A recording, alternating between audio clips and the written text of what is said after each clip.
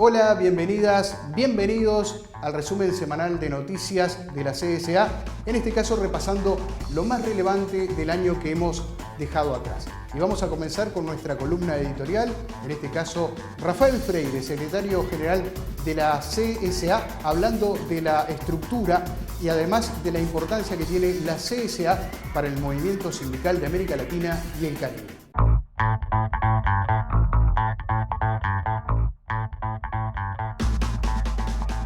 Somos la Confederación Sindical de Trabajadores y Trabajadoras de las Américas. Tenemos 48 centrales sindicales afiliadas y 55 millones de trabajadores y trabajadoras representados. Representamos a classe trabajadora em las Américas em seus diversos temas, em los temas de las cadenas globales de suministros, em la organização sindical, em el combate al trabalho infantil, em la defensa del meio ambiente e trabalho, em la defensa por la igualdade racial, ou seja, somos a organização, a voz e a defensa de toda classe trabalhadora em las Américas. La CSA sempre tem claro que há que fazer manifestação, organização, luta e proposições. Hoje, temos o instrumento mais poderoso programático que há em las Américas, que é a PLADA, a Plataforma de Desenvolvimento de las Américas, que serve para ser oposição ao neoliberalismo, pero serve também para construir alternativas a outro modelo econômico, político e social e ambiental aqui nas Américas. É uma visão de conjunto completa sobre o desenvolvimento sustentável a partir da elaboração nossa do movimento sindical aqui nas Américas. Temos várias frentes de atuação. Frente de atuação que vai em la organização da mulher trabalhadora em nossa região. Pero não somente organizar, poner a política de gênero em todas as políticas em las Américas, desde o sindicato de base hasta os organismos multilaterais. A defesa do involucramento, da participação de los jóvenes, a organização de los trabalhadores e trabalhadoras em las cadenas globais de produção, a organização de los trabalhadores e trabalhadoras em la igualdade racial, ou seja, as frentes de atuação que demanda propuestas da classe trabalhadora, a CSA organiza, representa a suas afiliadas. 2021 vai trazer desafios enormes. O primeiro, como vamos combater e actuar frente aos impactos da pandemia? São mais de 43 milhões de desempregados aqui na América Latina e Caribe. Como vamos organizar essa classe trabalhadora para a defesa da democracia? Já começamos a revertir a ola ultraconservadora, mas a defesa da democracia é um centro de atuação da CSA em 2021. Empezar o cambio da estrutura sindical para construir o sindicato do século XXI. 2021 nos desafia e aceitamos o desafio. Vamos organizar a classe trabalhadora, vamos defender a democracia e vamos dar alternativas a milhões de trabalhadores e trabalhadoras que hoje podem ter um impacto do Covid-19. La importancia de la lucha por la democracia, la consolidación de los derechos laborales han sido parte de las más de 500 actividades que ha desarrollado la CSA a lo largo del año 2020. Vamos a hacer un repaso. Estamos lançando hoje, em nosso programa CSA TV, el editorial de la CSA. Será um espaço de opinião e posicionamento político de nossos dirigentes e dirigentes da CSA, de los dirigentes e dirigentes de las confederações e centrais de sindicatos afiliadas, de los sindicatos, a opinião e o posicionamento do sindicalismo das Américas, de nosso sindicalismo. Estamos em luta permanente para construir um modelo alternativo ao modelo neoliberal. Estamos em luta em meio a uma pandemia contra os impactos e os efeitos que esta pandemia produz, pero também a los ataques à democracia, a los ataques a los derechos en medio de la pandemia. Estas últimas semanas han sido históricas para América Latina. Nuestra región vio de cerca la fuerza de las movilizaciones, de las calles y el potencial transformador que tiene la clase trabajadora unida. El histórico plebiscito en Chile representó uno de los mayores triunfos del movimiento social, surgido desde la juventud chilena y asumido por diferentes organizaciones, entre ellas nuestra central sindical afiliada. La ciudadanía de Chile logró poner fin a la constitución heredada por la cruel dictadura de Augusto Pinochet. En Bolivia, el triunfo de Luis Arce se produjo con el apoyo de diferentes movimientos sociales, sindicales, pueblos originarios, partidos y otras organizaciones, luego de una larga batalla contra un régimen ilegítimo y del golpe de Estado efectuado en contra del presidente Evo Morales. En Colombia también se desarrolló una gran movilización en las principales ciudades de este país, en defensa de la vida, de la democracia, de la paz y por la negociación de un pliego emergencial a través de nuestras centrales afiliadas. Tanto en Ecuador como en Costa Rica, organizaciones sindicales y sociales tomaron las calles una vez más para protestar en contra de medidas económicas adoptadas y otras que se pretenden adoptar por sus gobiernos, en perjuicio de la población. De igual modo, en Haití, el pueblo retoma las calles en demanda de transformaciones sociales profundas y la renuncia del actual presidente. Todos estos acontecimientos con una importante presencia del movimiento sindical, de sus mujeres, de sus jóvenes y de diferentes sectores que sin duda han sido parte fundamental en el logro de estas últimas conquistas, con pleno convencimiento de que luchar vale la pena. Quando nos adentramos na situação do trabalho infantil, vemos que apesar dos inúmeros esforços e recursos existentes, segundo a OIT, em outubro do ano passado, 10,5 milhões de ninhos, de ninhas e adolescentes trabalham em América Latina e Caribe. Destes, 6,3 milhões, 75% em atividades peligrosas. Cabe ressaltar que a CSA, desde sua fundação em 2008, está comprometida com a prevenção e erradicação do trabalho infantil em todas suas formas e com o combate às causas que generam e la produzem. Por isso, planteamos a necessidade de um novo contrato social que inclui o respeito à liberdade sindical, a negociação coletiva como direito habilitantes para o trabalho decente. Desde a Plataforma de Desenvolvimento pelas Américas, PLADA, hacemos propostas como erradicação do trabalho infantil e da exploração familiar como trabalho não remunerado, mediante políticas de desenvolvimento produtivo, de proteção ao emprego das pessoas adultas, seguridade social e distribuição equitativa da riqueza. Defendemos com firmeza o direito de los niños, de las niñas e dos adolescentes, à la saúde, à educação pública gratuita, a ter uma família, a contar com um habitat saudável.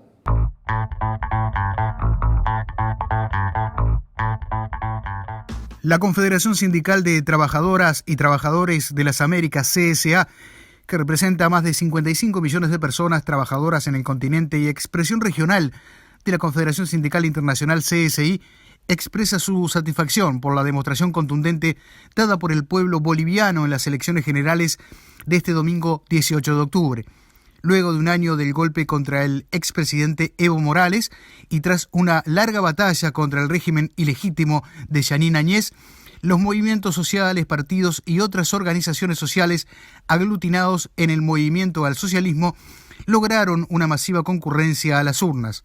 Un año después del golpe, el pueblo boliviano tiene la oportunidad de retomar la democracia y la libertad. Estas elecciones son fundamentales no solo para Bolivia, sino para toda América Latina. Solo esperamos que esta vez se respeten los resultados de las encuestas y la voluntad soberana del pueblo boliviano. El sindicalismo de las Américas ha mantenido una campaña permanente de solidaridad con el pueblo boliviano, denunciando el golpe, la sistemática violación de los derechos humanos y la interferencia de fuerzas externas en la soberanía del país sudamericano.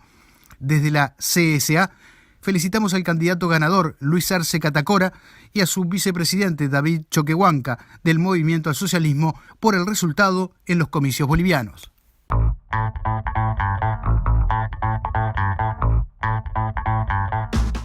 En un comunicado emitido el martes 27 de octubre, la Confederación Sindical de las Américas condenó enfáticamente las amenazas de muerte al presidente de la Central Unitaria de Trabajadores de Colombia, Diógenes Orjuela, y de otros dirigentes de la Federación Colombiana de Educadores, FECODE.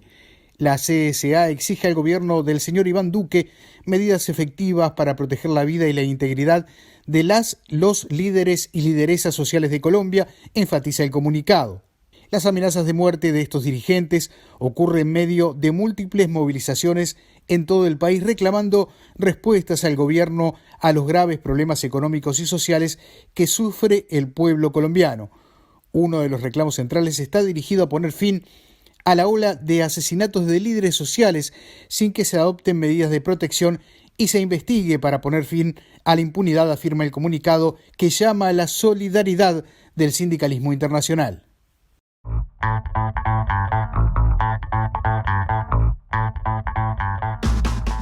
El comunicado señala: la CSA felicita al pueblo estadounidense por la derrota de Donald Trump.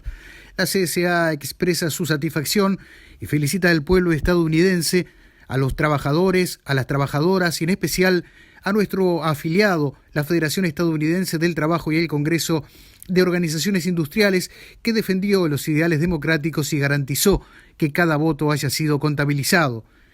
El presidente electo de los Estados Unidos, Joe Biden, fue apoyado por la clase trabajadora y los miembros de AFL-CIO, quienes estuvieron en campaña hablando con sus vecinos, sus familias y sus compañeros de trabajo.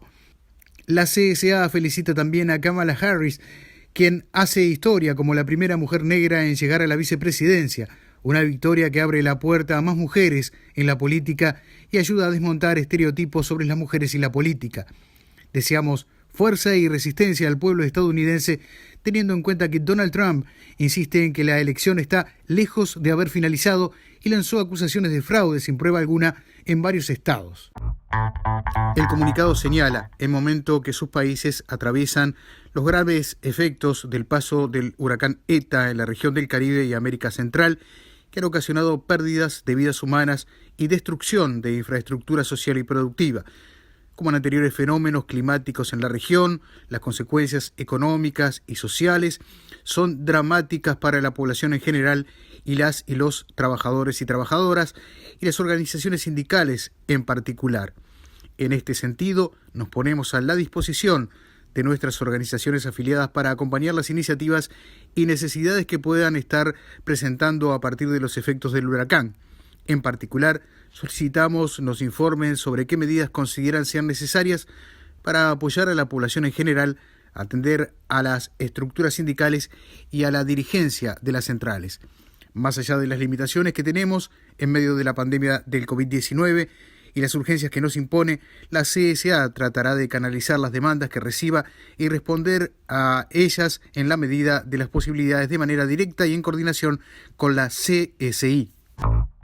Esta semana la Confederación Sindical de las Trabajadoras y los Trabajadores de las Américas, la CSA, realizó la reunión subregional de Cono Sur con las centrales afiliadas de Argentina, Brasil, Chile, Paraguay y Uruguay para discutir la autorreforma.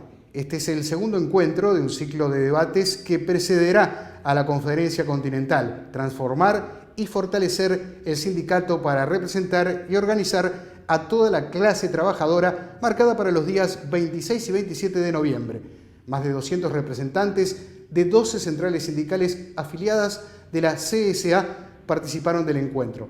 Rafael Freire, secretario general de la CSA, habló sobre los desafíos que los sindicatos de la região tienen. Nós seremos aquelas pessoas que vão decidir sobre o nosso futuro.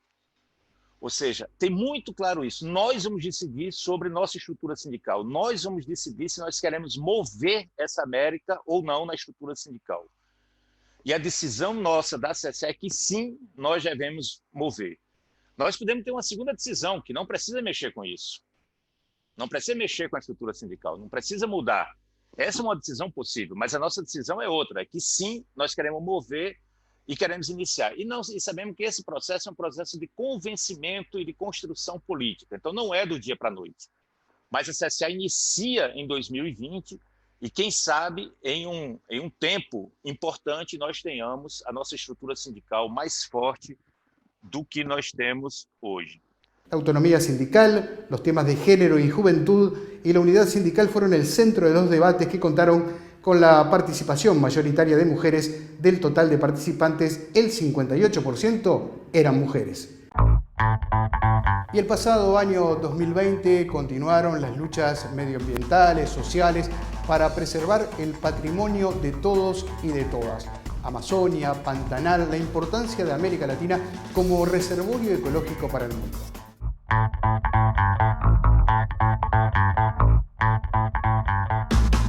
Los incendios en la Amazonía y el Pantanal, el mayor humedal del planeta, avanzaron con fuerza en los primeros 9 meses de 2020, mientras el presidente de Brasil, Jair Bolsonaro, insiste en acusar a las ONG y a los propios indígenas por los crímenes medioambientales. Los focos del incendio en el Pantanal, el humedal que comparten Brasil, Paraguay y Bolivia, se multiplicaron por 3 entre enero y septiembre de 2020, lo que supone un salto del 201% al pasar de los 6.055 a los 18.260, según los datos consolidados del estatal Instituto Nacional de Investigaciones Espaciales.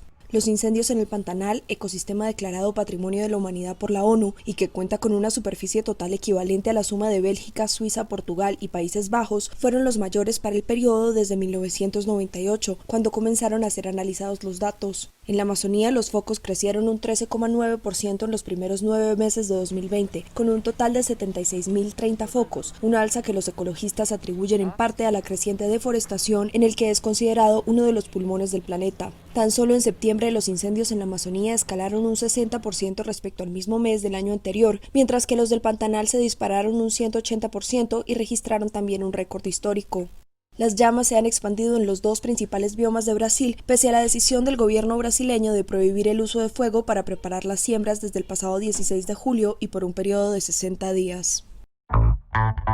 De manera insólita y como forma de protesta, activistas pusieron en Pantanal una estatua del presidente Jair Bolsonaro, emulando a Nerón, el emperador romano que vio arder a su ciudad. Según Greenpeace, la estatua busca mostrar el inconformismo con Bolsonaro por sus políticas poco eficaces a la hora de combatir la deforestación. La estatua de 4 metros de altura y en su mayoría blanca simula a la del emperador romano Nerón, pero tiene el rostro de Bolsonaro con una corona de olivos sobre su cabeza, una lira dorada en su mano izquierda y la derecha extendida como dando una orden. La efigie se complementa con una túnica sobre la cual se extiende la piel de un jaguar, principal felino de América, también amenazado por el fuego. Los incendios en el Pantanal, el humedal más grande del planeta, han crecido más de un 200% entre enero y septiembre de este año, los mayores registrados para este periodo desde 1998, cuando comenzaron a analizarse los datos. El Pantanal es un bioma de 250.000 kilómetros cuadrados compartido entre Brasil, Bolivia y Paraguay, pero con el 56% de su superficie en el suelo brasileño. El 26% de esa área ya fue devastada con las llamas. La organización ambientalista culpa a Bolsonaro por la negligencia de sus acciones y por poner en riesgo al país con unas políticas que, además de dañar su imagen, alegan afecta a su economía al ahuyentar la inversión extranjera por el maltrato al medio ambiente. La devastación en la Amazonía brasileña se agrava con Jair Bolsonaro en el poder. Entre agosto de 2019 y julio de 2020, la deforestación en la selva amazónica aumentó un 9,5% frente al periodo anterior y alcanzó su mayor nivel desde el año 2008. La pérdida de cobertura vegetal en el bioma, que abarca alrededor de un 60% del territorio brasileño, llegó hasta los 11.088 kilómetros cuadrados en el último año, una área superior a la de países enteros como Líbano o Jamaica. Los datos divulgados por el Instituto Nacional de Pesquisas Espaciales de Brasil, vinculado al gobierno, a partir de imágenes por satélite, y confirman la tendencia al alza de la deforestación en el ecosistema amazónico. La cifra, que es preliminar y solo se confirmará el próximo año, es superior a la registrada entre agosto de 2018 y julio de 2019, cuando llegó a los 10.129 kilómetros cuadrados, y la peor desde 2008, 12.911 kilómetros cuadrados. El balance, además, el primero bajo responsabilidad completa de Bolsonaro, que asumió el poder el 1 de enero de 2019 y está siendo fuertemente presionado por su política ambiental, objeto de críticas por parte de ecologistas, importantes fondos de inversión, grandes empresas y algunos gobiernos europeos. El líder ultraderechista que defiende la explotación de los recursos naturales de la Amazonía, incluso en reservas indígenas, ya puso en duda el año pasado las estadísticas oficiales sobre deforestación. Una multitudinaria caravana de indígenas que recorrió cerca de 500 kilómetros en los últimos 4 días a Bogotá, con la expectativa de una reunión con el presidente colombiano Iván Duque, a quien pedirán acciones concretas ante el recrudecimiento de la violencia.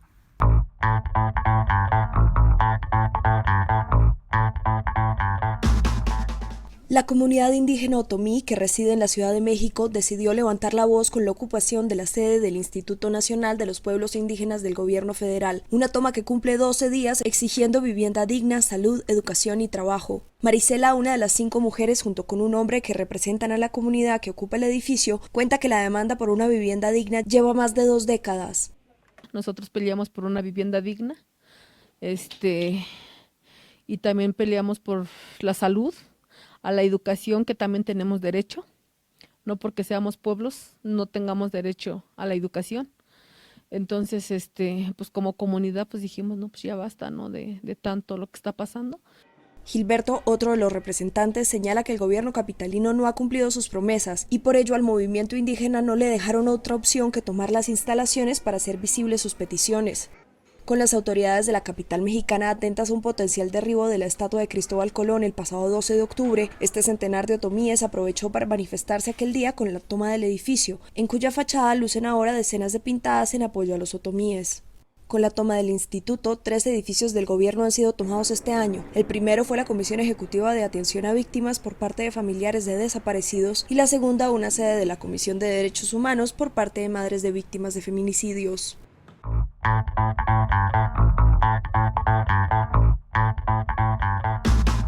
Haber sido electa como la primera edil negra justamente en este mes es un regalo para mí, para el movimiento negro, para las mujeres, para todos los progresistas.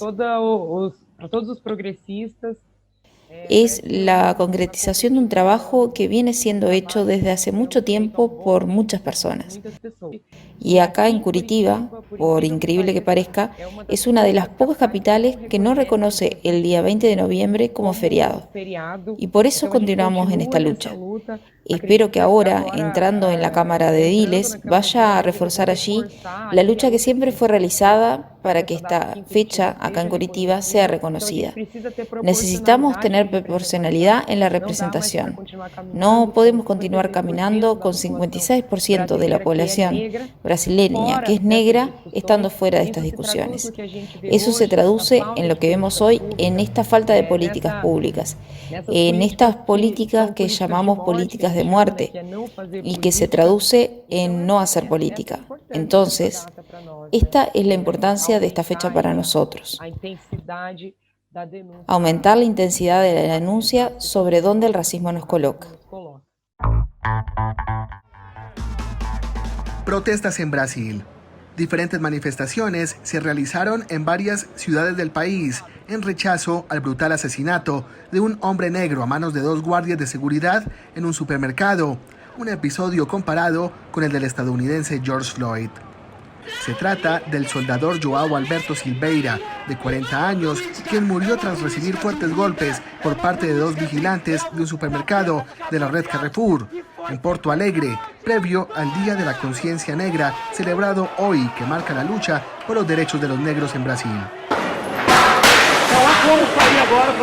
Las brutales agresiones, capturadas en fotos y videos que fueron extensivamente difundidos en las redes sociales, provocaron un aluvión de críticas y conmocionaron a los brasileños. Es un acto de resistencia, pero estamos cansados de ser resistencia. Solo queremos la oportunidad de vivir. Para mostrar su repudio, pequeños grupos de manifestantes salieron a las calles en diversas ciudades, como Sao Paulo, Río de Janeiro, Brasilia, Belo Horizonte y Porto Alegre. La impunidad que ampara a los autores del asesinato de la icónica concejala y activista brasileña Marielle Franco, al completarse este 8 de diciembre 1000 días de su muerte, es una vergüenza para Brasil. Así lo asegura la arquitecta Mónica Benicio, viuda de la activista asesinada y su sucesora política tras haber sido elegida el mes pasado al Consejo de Río de Janeiro. Llegar a 1000 días sin saber quién mató a Marielle y sin haber identificado al autor intelectual del crimen que mató a Marielle y Anderson es vergonzoso para Brasil. Aniel Franco, por su parte, hermana de la política asesinada y quien dirige la fundación creada para expandir su legado, lamentó no saber los avances del caso. Desafortunadamente no hemos tenido noticias en los últimos meses o en los últimos días. Es una investigación que se desarrolla en secreto. Entendemos que el silencio es importante, pero nos gustaría tener más información al respecto. El asesinato a tiros de la concejala izquierdista el 14 de marzo de 2018 conmocionó a Brasil y tuvo gran repercusión internacional debido a que la activista, una mujer lesbiana, negra y nacida en una favela, venía destacándose por su firme defensa de los derechos humanos, por sus iniciativas de apoyo a las minorías y por su firme combate a los grupos milicianos. La socióloga y concejala por el izquierdista Partido Socialismo y Libertad fue asesinada en una céntrica calle de Río de Janeiro, junto al conductor de su vehículo Anderson Gómez, tras participar en un acto de mujeres negras. Organizaciones de defensa de los derechos humanos como Amnistía Internacional consideran que su caso es emblemático de la impunidad en Brasil. Pese a que las autoridades arrestaron exactamente un año después del crimen a 2 expolicías acusados de haber sido los autores materiales del homicidio y a que la justicia aceptó juzgarlos por homicidio agravado, la investigación hasta ahora no ha identificado a quienes encomendaron el asesinato ni esclarecido los motivos del mismo. Sobre los inductores del crimen, la policía ha admitido varias hipótesis, desde la participación de milicias que controlan amplias áreas de Río, hasta la de políticos molestos por la popularidad de la concejala, pero sin ningún avance, pista o identificación. Llegamos al final de este nuevo repaso del pasado año 2020 desde el punto de vista informativo. Soy José Sena, desde la sede continental de la CSA en Montevideo, Uruguay. Gracias por acompañarnos.